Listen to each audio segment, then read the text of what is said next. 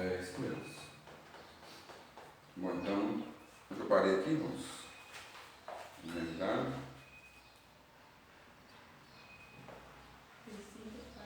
Estou na 105, né? Isso, né? A introdução deve ser breve, né? Ah, tá. Bom, como eu disse, né? O tempo que a gente vai usar para a introdução deve ser coerente com o tempo que nós temos para pregar a palavra.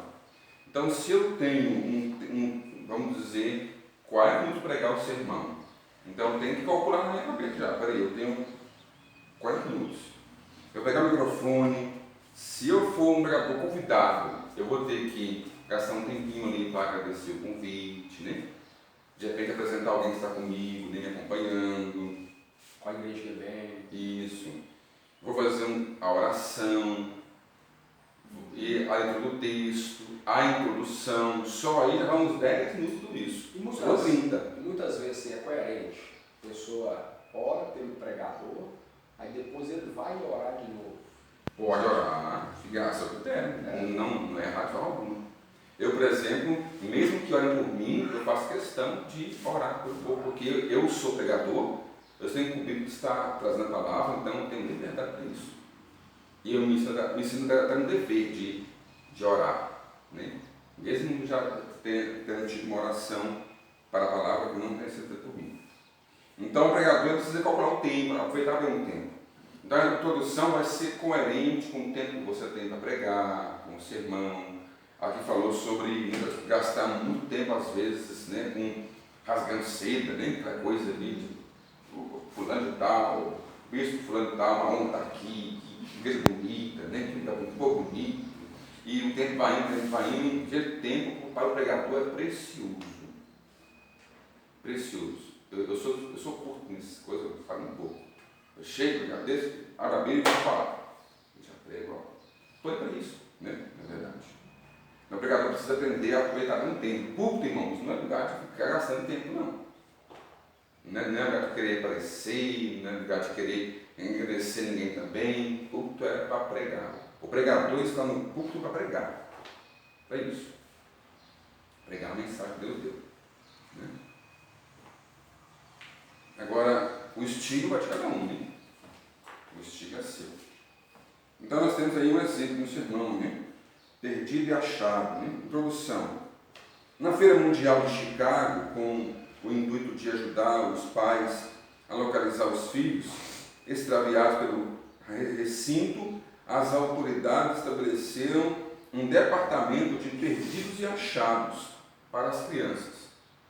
No capítulo 15 de Lucas, é o departamento de perdidos e achados da Bíblia. Nessa passagem, Jesus fala de 3 coisas que se perderam e foram achadas: uma ovelha, uma moeda e um filho.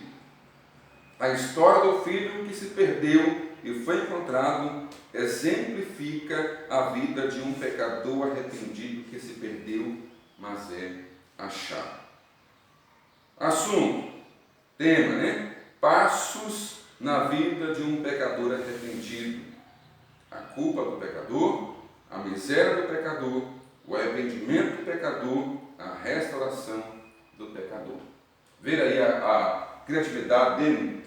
Ele buscou algo que ele deve ter visto em algum lugar. Né? Começou a introdução sobre um tratamento na Feira Mundial de Chicago, né? Um departamento de achado perdido para crianças. Esse sermão aqui seria temático. Esse sermão aqui, não. Expositivo. Expositivo? É. Notei que as visões foram extraídas do texto, todas elas, do mesmo texto. A parábola do filho pródigo. Então a pessoa ouve isso aqui, né, já gera um despertamento, um interesse, né, pela mensagem. Né? A introdução deve ser interessante. Os primeiros minutos do sermão são extremamente importantes. É nesse momento que o pastor ganha ou perde a atenção dos ouvintes. Se suas observações iniciais forem monótonas, maçantes ou triviais, talvez ele perca já no início a receptividade deles. Se por outro lado começar o sermão com algo de interesse vital para as pessoas, ele lhes conquistará a atenção de imediato. Mas como estimular o interesse no início do sermão? Um método de prender a atenção é despertar a curiosidade. As pessoas são curiosas por natureza, e esse traço muitas vezes pode estar presente no início da pregação. Por exemplo, o pregador pode principiar a mensagem com a descrição de uma conversa com um incrédulo. Dirá ele: conversando com o homem, a primeira pergunta que ele fez foi: por que a igreja não me deixa em paz? Essa pergunta levantada pelo descrente imediatamente despertará a curiosidade da congregação para saber como o mensageiro se saiu, se conseguiu dar uma resposta satisfatória. Um segundo método para despertar interesse é recorrer à variedade. Não comece todo o sermão da mesma maneira. Empregue tratamentos diferentes de semana a semana. Você pode iniciar um sermão com uma citação apropriada, outro com uma estrofe de um hino, o terceiro com uma afirmativa brilhante, o quarto com uma pergunta e ainda outro com um desafio quanto à pertinência do tema que irá apresentar. Em alguns sermões, pode-se mencionar o fundo histórico do texto ou a relação dele com o contexto. Outro meio de despertar a atenção é dar o título do sermão ou citar o texto. A seguir, explicar o motivo da escolha do título ou do texto e mostrar sua relação com o tema. Então, nós vemos aqui que há muitas formas, de cativar a atenção. Eu chamo a atenção aqui para o pregador local, aquele pregador que prega para aquele público constantemente. Eu, por exemplo, como pastor. Então, as pessoas já me conhecem, né? O pastor prega quase toda semana na igreja, então ele sabe o meu estilo. Então, é um desafio para mim qual que é? É sempre trazer algo diferente, algo novo, começar um sermão de uma maneira diferente, para que não fique aquela coisa, a mesma coisa simples. Aí fica a rotina, né? A rotina não é tão interessante assim. Então é um desafio para nós. Aqui ele disse que as pessoas são curiosas. E é mesmo, irmãos. Como as pessoas são curiosas. Eu lembro de um irmão que foi pregar um sermão e ele... Deixa eu achar a página aqui. Ele contou uma ilustração muito interessante no começo. Mas ele não contou o final da ilustração. Ele parou ali na parte mais, no ápice da ilustração, ele parou, entrou no sermão e o povo ficou assim: mas cadê o final da história? Né? Cadê o final da história? E ele foi envolvendo as pessoas naquele sermão, e claro que a história estava bem ligada ao sermão, e no final ele contou o final. As pessoas ficaram presas ali, senão todinho, ouvindo ele, sabiam aonde ele chegava, o que dá esse negócio, né? Muito criativo, muito inteligente. Então o pregador precisa ter isso, né?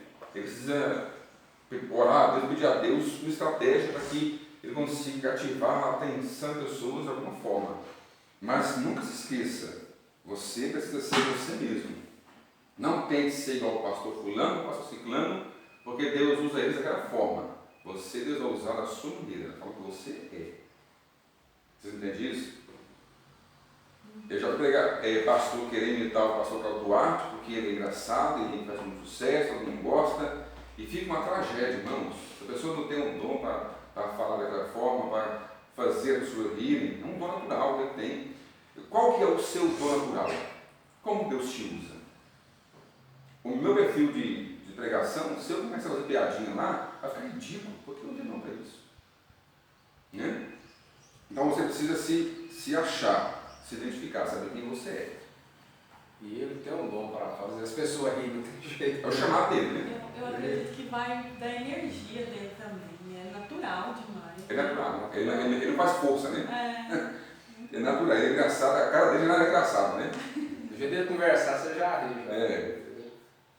Ainda outra maneira de conquistar o interesse é relacionar o sermão às situações da vida, citando um caso, ligando aos problemas e necessidades do cotidiano das pessoas.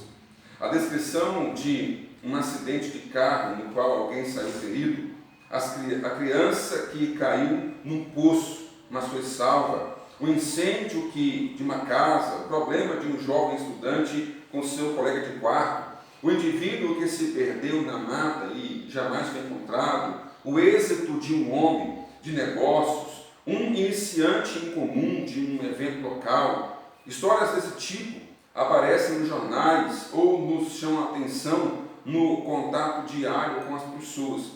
O uso de experiências comuns e acontecimentos no momento tornará a nossa mensagem mais próxima das pessoas e dará importância à nossa pregação. Jamais conte histórias apenas como entretenimento. Pelo contrário, certifique-se de que os incidentes da vida real se relacionam com o sermão. Irmãos, o pregador precisa ser coerente, prudente, inteligente. Você vai chegar lá, contar uma historinha, e aí você vai pregar outra coisa, nada a ver com a história. Nós não estamos ali para chamar a atenção das pessoas apenas. Estamos ali para chamar a atenção para a palavra. Entenderam? Então, o sermão ele é um só. A introdução ele faz parte desse sermão. Então, deve ter uma harmonia. Deve ser tudo harmonizado. Se você vai falar de arrependimento de pecados, você não vai contar lá a história da menininha que caiu e ralou o joelho. Né? Fugiu totalmente do que ele estava pregando. Nada a ver. Então tem que saber se a introdução, por isso que você vai fazer primeiro o sermão e depois a introdução. Por quê? Porque o conteúdo do sermão, da introdução é o sermão. O foco da introdução é o sermão. O sermão a seta. Está apontando. A introdução a seta que aponta o sermão. Uma seta. Já viram os jornais, eles sempre, de televisão, né? Eles sempre tem uma reportagem do dia ali que é mais interessante, né? Lá no começo do jornal ele já fala, ó, e você vai ver hoje, isso. Aí tem a primeira parte do jornal, quando vai acabar a primeira parte, fala, e daqui a pouco você vai ver isso. Aí vem a próxima parte, você não vê aquilo. E daqui a pouco você vai ver isso. E vai aprendendo você lá até o final. Até o final. É igual, você viu aqueles... Pode ser igual o Geraldo, né, pastor? Deus me livre. Pode ser igual o Geraldo, né? Nossa, Deus me livre. Geraldo lá do... Geraldo é igual lá? Eu estava vendo uma reportagem de umas irmãs que tinham 16 anos que não se viam, sabe? E chamou a atenção e a gente ficou lá, a gente assistiu uma história interessante. Aí quando as duas iam se encontrar, falou, agora você vai no final dessa história domingo que vem. Falei, rapaz, né? Não quis nem assistir mais, não. Não, Você exagera. Tudo que é exagerado também passa na Então, se você vê o exemplo aí, né? Então, esse é um exemplo que não convence aqui. Né? O pregador ele está aí para fazer. Ele não está fazendo televisão, ele não está ganhando audiência de ninguém. Ele precisa entregar a mensagem de Deus. Né? Mas eu, assim, se eu falo aí, a gente está entendendo. Tem que chamar a atenção, né? Para a palavra. Para a palavra. E ele está chamando a atenção para aprender o ouvinte. Aí, qual que é aí você tem que ver o objetivo, qual que é o seu objetivo como pregador no culto. Porque lá fica para nós que o objetivo dele, na verdade, é o quê? Prender as pessoas na frente da televisão para ganhar audiência. Quanto mais tempo as pessoas ficarem na frente da televisão, no canal dele, na hora dele, ele vai ganhar por isso. Né? Ele faz merchandising, tem anúncio, tem propaganda, ele vai ganhar audiência. Então ele quer prolongar aquilo. Ele não está preocupado em oferecer nada para o público, ele está querendo tirar do público a atenção deles. O pregador não, ele precisa dar de comer ao povo. Ele está indo para dar de comer, para alimentar o povo com a palavra de Deus. É igual uma criança. Você vai dar de comer para a criança, o que você tem que fazer com ela? Primeiro passo,